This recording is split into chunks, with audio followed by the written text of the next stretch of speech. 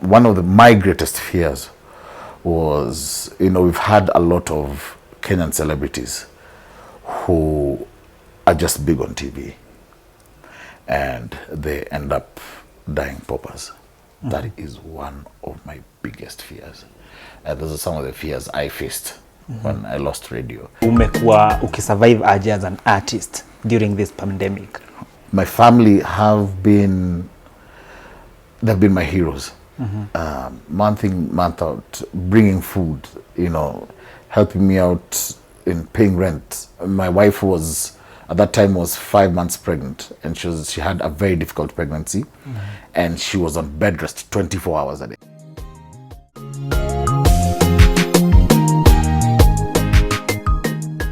Thank you guys for joining us. This is Kamohuja Show, and I'm so happy for tuning in. My name is Hira Maina, aka Kamohunja, and guys, today I have one of the most celebrated artists here in Kenya. He's an actor, and he has been entertaining us for a decade, or for more than a decade, on our television.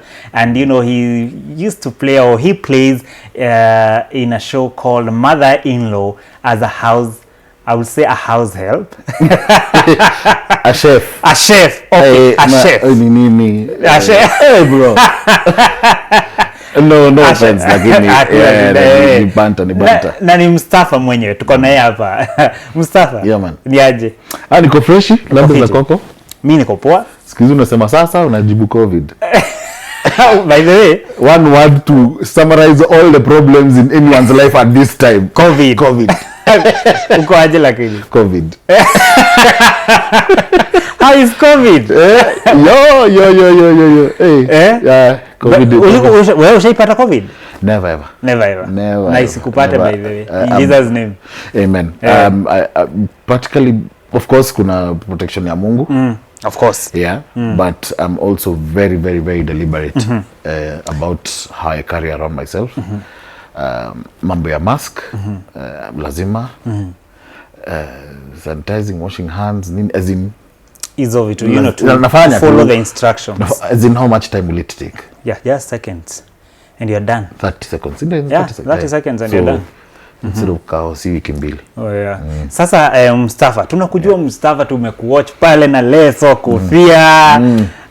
Mtu ukipita tu hapa, watoto wa mama watakuita Mustafa, lakini sasa kunijua. Kitambo nilikuwa napita ngato mtu akujua sasa vile dressing. Oh yeah. So unaitwaje? Angalia hii kamera, introduce yourself, tuambie ulizaliwa wapi, majina yako ni Mustafa ama ni watu wajua wewe ni Mswahili. Tuambie. Nilishu Mswahili lakini si Mswahili. Hi, my name is Andrew Mudhure. Watu wengi sana wanaita Drew. Drew, that's D-R-U. I am an actor. I'm a radio host. And I am also a director, a producer, with a passion for helping people and spreading love. And I just love creating. I think that's what basically I was born to do. Ulizaliwa county gani? Nilizaliwa Nairobi. Oh, when mzaliwa Nairobi? Yeah, mini born city. Yeah. I was born in Nairobi, a place called Kangemi. That's where I was born, but I grew up in Kibra, Fort Jesus. Yeah, pale Karanja Road, Fort Jesus, Olympic, if you know, is mtaa Makina. So Mligoria Fort. And yeah, I've been acting from when I can remember. When you were a kid? Yes, Sunday school musicals, nini. From when I think I was 8 years old. And then I started doing now, sasa una perform na unalipwa.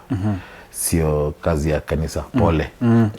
Kweli. Hata siku hizi watu wa kanisa wafanyagi kazi ya kanisa. Bure siku hizi. So yeah, then I've been doing professional acting for 21 years. 22 years. 21 years. Yeah. 22 years. Yes, I've done, apart from Mustafa, watu wanajua Mustafa, but I've done close to about 79 roles in my entire career. So nafanya shows mingi. So Mustafa inajulikana kwa sababu Citizen ni platform kubwa. But a lot of my work, the people know me for different works. the people who prefer me in different works. Na unajua sasa na kuona ukiongea kizungu na hapa pale tunakosoa kwa mother-in-law Mustafa kizungu haelewi. Kwani umesoma kweli? Nimesoma. Nimesoma. I did some college courses, you know. But my heart was always in performing arts. And at that time hakukuwa na, I think kulikuwa tuna shule moja yenye haikuwa na serious facilities, but now wame revamp. So I decided to do business management. And then from hapo nikaanza usanii. Sasa kwenye hizo pilika za kufanya usanii, there's a point where I could not speak a straight sentence in Swahili. Ulikuwa unaongea Swanglish, English ama Sheng. Kiswahili sanifu nilikijulia tulipoenda na marafiki wangu wengine tukijaribu kufanya jumuiya ya East Africa kufanya kuwa na uigizaji theater across the 3 countries. So Uganda somehow did not come through. So we went with some of my friends, about 5 of us, and we crossed over to Tanzania. We linked up with guys there, did auditions, and we tried to do a theater show with Kenyan actors and Tanzanian actors in Dar es Salaam, German Institute. So kutoka hapo vile tulika hapo kufanya hizo shughuli. Sasa ile unaenda, you know, kununua soda, unaenda pale na ujeuri yako ya Ukenya. Mimi sikujua ni ujeuri au nachukulia kama ujeuri. Nataka soda hapo, na by the way uko na airtime. Na mtu anakuangalia, dem anaendelea kusuka nywele. That was my first experience in TZ. And so someone else came, za leo salama, uko salama, uko vyema, wajihisi vipi? Salama, naomba tafadhali, alikuwa na baifegi, naomba tafadhali nipatie sigara cha sportsman. Hela ngapi? Mimi ndio nilikashangaa. Every time nitaenda kununua kitu, I'll spend 10 minutes at the shop, you know, but I had to learn. So so that's how I got Swahili, and from there I did crew. That's also where I learned a lot of my crew from Akutano Junction. They had Media E Productions had training system where they bring directors and writers from the UK, and then now they work together with Kenyans and they train them on filmmaking. So that's why I did a lot of my crew work. Then CV yangu nimefikisha hapo. Na tukirudi kidogo tuingie kwa your first project. Ilikuwa gani? Like acting ya kwanza yenye ulipatiwa pesa. Ilikuwa Warriors of Chachoni. It was a movie? No. It was a play. It was a musical, African musical play. We did it at All Saints Cathedral. It was directed by Colonel Mori, was the producer. And with quite a few people, watu kadhaa wenye ni wa kusema sasa kwa industry tulikuwa nao kwa hiyo show. Na tulilipwa 250 shillings for a run of 5 shows. When was that? I think it was 99 or 2000. 99? Yeah. 250 shillings and you know, biscuits and juice. Yeah. You know, so for that was... It was good. It was good, man. And for good. TV, your first TV project? My first TV project... Mani mother-in-law? Apana. I did... First TV project, I think, was a commercial. Ilikuwa naitwa Teleza Zaidi. So I did 2 commercials. One was an extra, and then from that extra ilizaa nikakuwa main. After that, I did a show called Heartbeat FM. Just to come on KBC. I did a cameo there. From there, I did Better Days.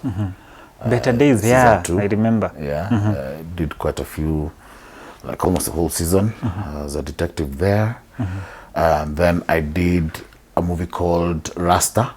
Rasta came before Makutana, before Rasta came before Better Days. It was a short movie for Mnet. They were doing short films then. I think 2006 or thereabouts, 2005, with Wanori Kahio. She was my director. The movie it got a lot of critical acclaim. Then there was an award called Zafar Film Awards. Then it was known as the African Oscars, which were to be held in the UK. I was nominated for Best Newcomer Actor, and I was nominated for Best Supporting Actor. And the guy that tulikuwa napelekana naye was Ramsey Noah. Oh, yeah. So ntu vile sasa Kenya social media haikuwa. Haikuwa that time. Yeah, but you can check it out. Which year was that? I think it was 2006 if I'm not wrong. Yeah, there was even a whole article that was written about it in the newspaper, trying to get guys to vote. But then that time, of course, it was the internet cafe or home. Akukuwa ati na simu ama sijui nini, so and so your journey, you know, we have known you kwa kipindi ya Mother-in-Law. Uliingiaje kwa hiyo kipindi ya Mother-in-Law? Ulitoa audition ama ni connection? Just well, of course, I was doing a lot of plays. So at that time I was doing a show called One for the Pot. Was it like Jonathan Hadford? I can't remember the writer's name. It was called One for the Pot. A hilarious farce at Phoenix Theatres. And I was acting as an old man. Na pale tulikuwa na Peter Marangi, tulikuwa na Kazungu Matano, tulikuwa na quite a number of people there. Eddie Mbogwa was on it as well. So the show creator came to watch that show. She had Naomi Kamau. So me, I didn't know she was in the audience. So me, si tumerarua show, tunaenda home, tunafanya show ingine. I told it's just another role. Even Mustafa is just another role for me. So after about a week or something, nikapigiwa simu. Nikaambia, hey, sasa kuna karol hapa, Swahili, nini, can you speak Swahili? It's like, yeah, I can. I remember hata makutano, there's a guy tulikuwa tupiana matusi mingi sana Kiswahili. He was Costarian, and then me, I was just fresh from Tanzania. So it's like, yeah, I know you can speak Swahili. Come and try out this role, you know. So I went for the audition myself with a number of people. Na nikaifanya, nikaitwa callbacks. Callbacks ikakuwa, nikafanya tena, and then so ukienda audition, so how kuwa part of the first actors or Mother-in-Law? I was in the first episode, first scene. The first episode, hata ukienda audition kipindi haiko imeenda on. Haiko imeenda on, yeah. Now we are going to shoot a pilot. Okay. That was going to be presented to the station. Then now, upon approval, so unaweza tuambia Mother-in-Law ilianza which year? 2008. 2008. Yeah, actually exactly 13 years this month. 13 good years on screen. How has life been for you as an actor in Kenya? Acting is a passion. It's a passion creative process. And it has been okay. I can say perhaps maybe people had different experiences. For me, as I told you, it was just another role. For me, what I was getting was not that, you know, what I'd expect from it. But I mean, it could be better. Let me put it that way. It could be better. It's quite a thing. I see a lot of actors going through depression because there's a whole hype that was around it, you know. And so unaenda pale unamka asubuhi and you're no longer that, you know, and you think that you've lost your whole life or everything because now people will not celebrate you as you walk on the streets. So for me, I think it could be better. First of all, with legislation, proper legislation and systems put in place that would enable to protect creatives, and that's not only actors. That's even visual artists, watu wa kuchora, watu wa kucarve, watu musicians, everyone. So once that is in place is when you can say the industry is doing well. But a lot of people do not keep it real. Yeah, they don't keep it real. They live for the gallery. You know, take loans to look like they live large. And, basically buying into the hype. So acting hailipi ama ni nini? Wacha tuseme inaweza lipa better. Inaweza lipa better. Si ujibu tu. Well, sahi actually the people I can really put my hands and clap for is what they call Maisha Magic, multi-choice. At least they're coming with a lot of content that's putting in a lot of people. Na inapea watu kazi. Unaweza enda asubuhi unapata mshahara yako mwisho wa mwezi inaenda. But it's not always been like that. Okay. Na wewe kama Mustafa umekuwa for 13 good years kwa mother-in-law. Unaweza sema like mtu alizaliwa sasa yako standard 7. By the way. Kwani umeshtuka? Nimeshtuka by then nimeweka. So wewe kama Mustafa umekuwa 13 years kwa mother-in-law. Yeah. Are you proud? Like unaweza sema I've acted for 13 good years. Na you know I'm proud, my life imekuwa poa as an actor, nimegrow pia kimaisha, you know, kwa sababu pia ku act for 13 years it was, let me say, it was a good experience. I enjoyed it. I was grateful for the experience. Being on air on a role that would make people, for me my satisfaction is that in the living room I'd make people smile on a Sunday. Yeah, so I'd make people smile on a Sunday, and that gives me joy. Yeah. I've lost track of that question. There's a second part of that question. Like, are you proud? Like you can say, kwa hizo miaka 13, you are proud even kimaisha. Like it's an achievement, but I don't think it's my legacy. There's a lot to me. There's a lot in me to give. There's a lot. There's the journey where my dreams are way out there. So Mustafa it's like the way you can say Tom Hanks is a good actor and he's done very good movies, but his legacy probably was the Angels and Demons and whatever the legacy trilogy, but it's not the role that made him.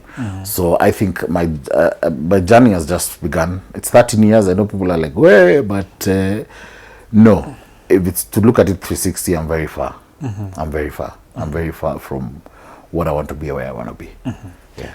Okay. So right now tuko 2021 and kutoka 2019 2020 kumekuwa na pandemic yenye imekuja ka affect artists, and I think you have been seeing, you know, how many artists have been coming out, you know, pleading to Kenyans for help.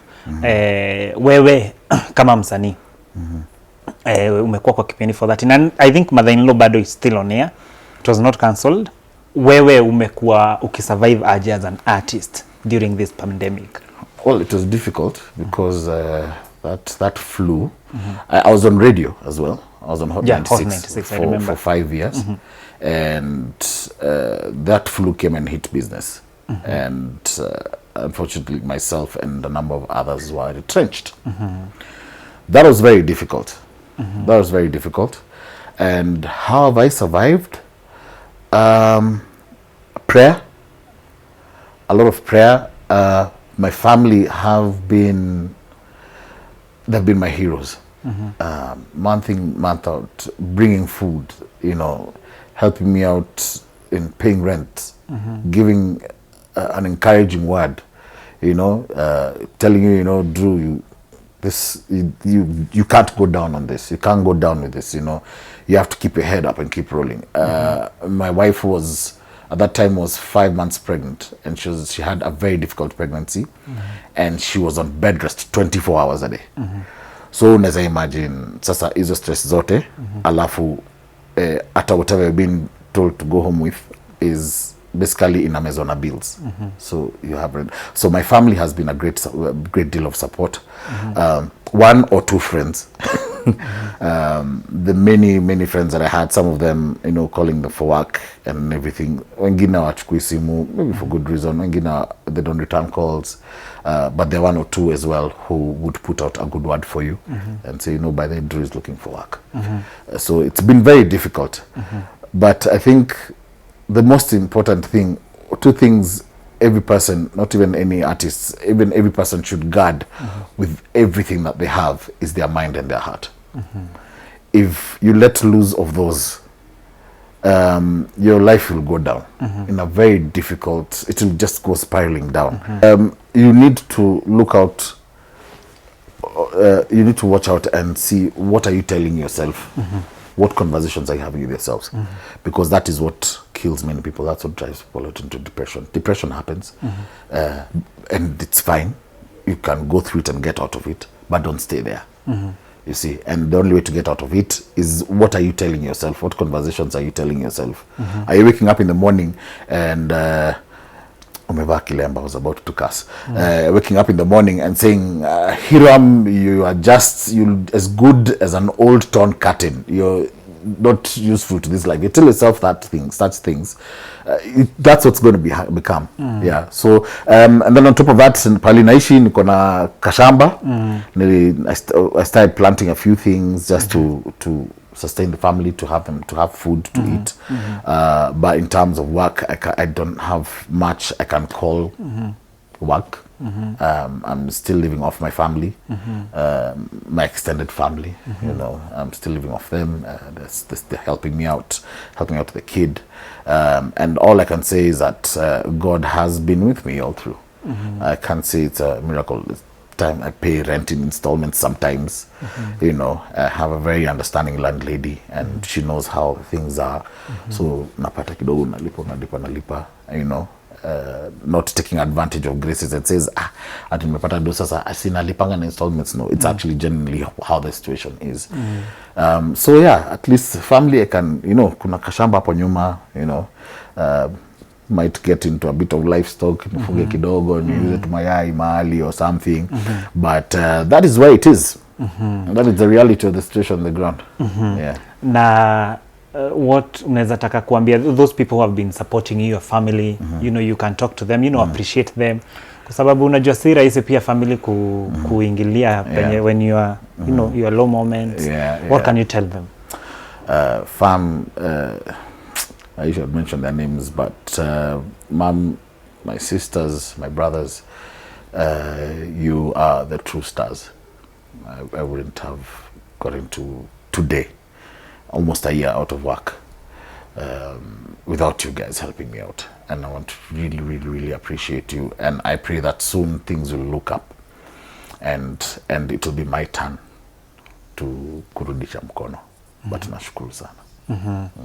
Na currently, what are you doing? Kunuko na what are you unafanya nini sahi? Sahizi, there's something I started on Instagram. I was doing a little segment called Facing Goliath, and I was going on a weight loss journey. A bit big. I was going on a weight loss journey, doing exercises. And a part of the stuff I was now giving an experience about my life, teaching guys lessons. It's a challenge, you know, without cameras and lights and microphones, you know, equipment. It's difficult, but I use my phone. I edit on my phone.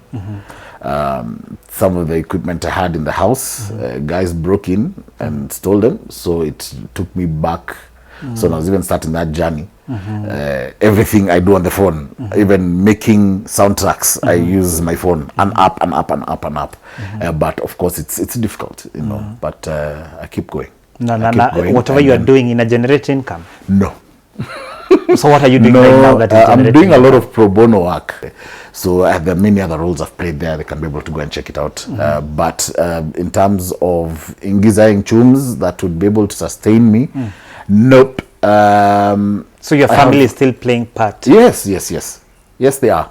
Yes, they are. There's 1 or 2 shillings that comes from some of the episodes that I did with mother-in-law last year.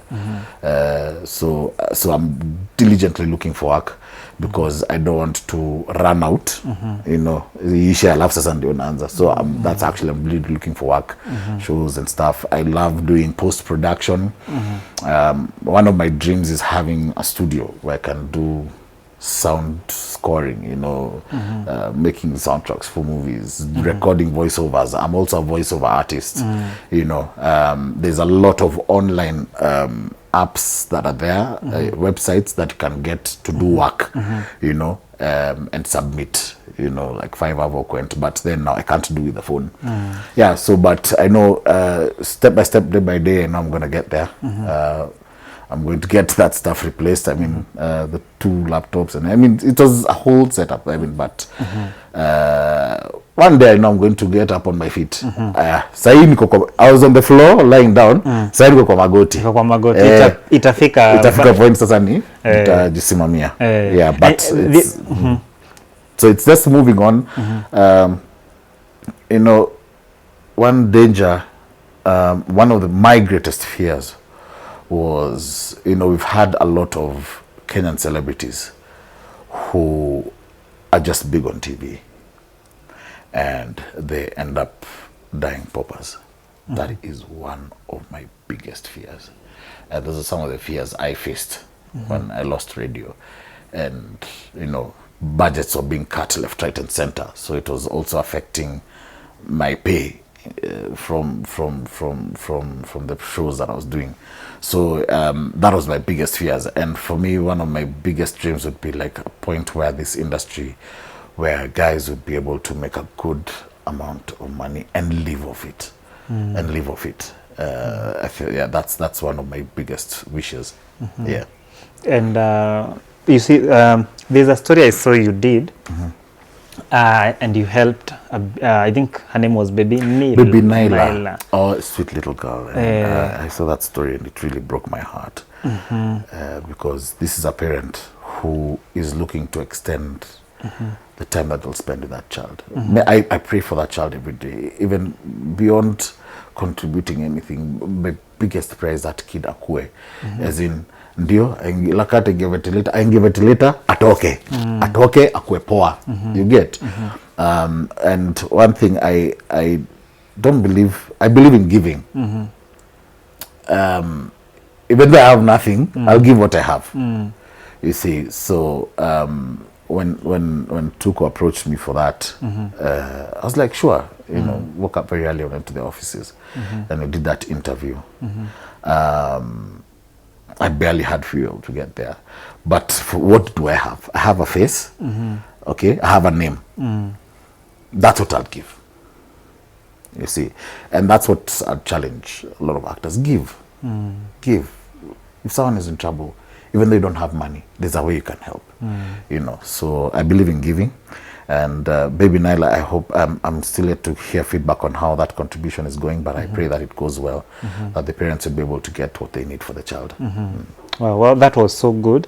And you know, even you know, when you help, I always say that the hand that gives is the hand that receives. Hata kama hauna pesa, what do you have that you can offer? You always have something. Yeah, true. You can never ever have nothing in life. The day you have nothing in life, you're 6 feet under. You have something, even though it's just an encouraging word. You never have nothing. Very true. Yeah, and we appreciate you for that. Na pia Mungu atakuonekania. You know, he will open doors for you. Utashtuka, nitakuita interview hapa, tutakuwa tunashangaa huyu Mustafa manze. We're having an interview of flown into Miami or Hollywood, and we're doing it on the balcony. Manze, na unichukulia simu nikikupigia hiyo. Mimi hata watu wa kitambo sijawahi kata kuchukua simu ya mtu bibi. Unless ka unasumbua. I know. Sasa sumbua hizo sichukuaje.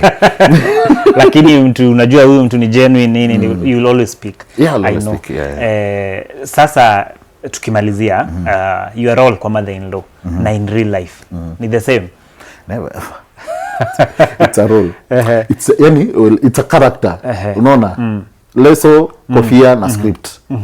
You know, of course I do my research and everything, but huku nje mimi ni Drew. Watu wanakubebanga huku nje aje? Wanakuona tu Mustafa tu.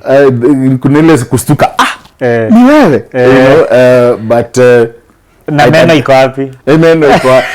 Nasema nusu kuna meno. Meno iko. Yeah, hiyo ni sari ya kazi. Ni sari ya kazi, and again I appreciate Citizen for having given me the opportunity all those years, but also it teaches a time when you have to grow and you have to do things that would help you also grow as well and do other things. There are many other roles. As long as their story is being told, there'll always be characters to be played. Very true. Yeah. Your advice to the artist, wasione maybe hii industry ni ngumu sana, mtu aogope kuingia. Ni ngumu. Ni ngumu. Ni ngumu. Sita kudanganya, ni ngumu. It's easier now. Because tulipoanza, first of all, there was no local industry to speak of. The only local industry was KBC, Vioja and Vitim. There'll be 1 or 2 international films that would come. Hizo, mimi kwanza niliambia wangu niko na sura ya Blue Band. So watu wa majua kuja, they're looking for African faces. So mimi sura yangu anaweza pata huko. So I never used to get those roles. But just diligence, determination, direction, focus. That's all you need. That's all you need. Determination, really. Direction, and focus. And you're gonna make and it. Discipline. And discipline. Yeah. Don't go expecting at umeenda edition mbili unasema industry ni ngumu. Yeah, so don't I'm not telling you that to lose heart, I'm telling you that to prepare yourself. And one thing, if you ever make it big, don't believe the hype. Usiamini ati wewe ile karakter unacheza ni wewe, si wewe. Hiyo ni karakter kwa karatasi, you're bringing it to life. When you attach those two, the day that role ends or the day that show ends, you lose yourself and you can't find yourself again. So always detach. Have the character here, have yourself here, and always keep it real. Now, you know, I had an interview with Guardian Angel. Na alikuwa anasema build, wacha kubuild hii, sasa usibuild Mustafa, build now the Andrew. Yes. Ndio man ile the time Mustafa itaisha ma hiyo show itaisha, Andrew atabaki akiwa sawa. That's my focus, and that's what I've always been doing. Even me going on radio. When I was on radio, it was me building me. Yeah. As in, I'm an actor, I'm a radio producer, I have Yes. all those things. And by then natafuta job ya radio, kwa kuna radio station, natafuta msichana zonge kilami vizuri nini. Kitu kama hizo. So yeah, I love radio. Radio is kwanza kwa hiyo point sasa umesema hivyo. Ai manze Mustafa, you know umekuwa ukitu entertain kwa industry. Unajua watu they are very generous. Unajua ujui? They are very generous and you know they are good people. Na wewe pia tumeona pia uko na roho ya kusaidia sana. You know even the way you did kwa baby Naila. Mtu tuseme sasa umesema mtu akiwa na job anaweza kuitia mtu akona maybe production house anataka kuitia job atakufikia aje? Unataka nipeane namba? Patiana namba. Unajua mtu anaweza sema hata umesema umepoteza equipment sahi au shoot. Kuna mtu anaweza sema mimi niko na nikipata studio. Unaona?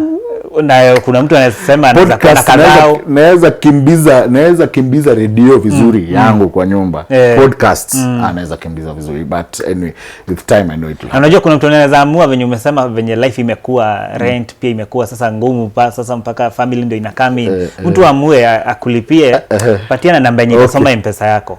0714 386 550. Itasoma 0714 mimi sitaweza sema tu 6 irudie tena na Kiswahili 0714 386 550. Itasoma jina gani? Itasoma Andrew, I think Andrew Mudhure Wairia.